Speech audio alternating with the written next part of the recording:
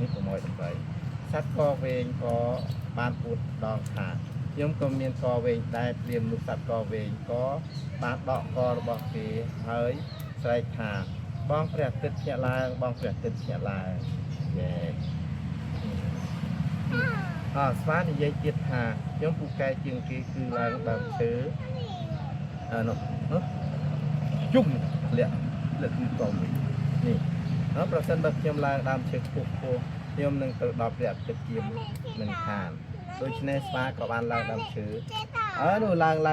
ទៅធ្លាក់នោះគេធ្លាក់ពីលើមកនេះអូយបងព្រះអាទិត្យអូនឹងទុនសាយទុនសាយសុភាទុនសាយចំណែកខ្ញុំវិញពូកែជាងគេគឺលោតបានខ្ពស់សុភាពទុនសាយរួចក៏បានលោតឡោតឡើងទៅលើភ្នំរួចស្រែកថាបងព្រះអាទិត្យភ្ញាក់ឡើងតែលោតទៅដល់ជុំ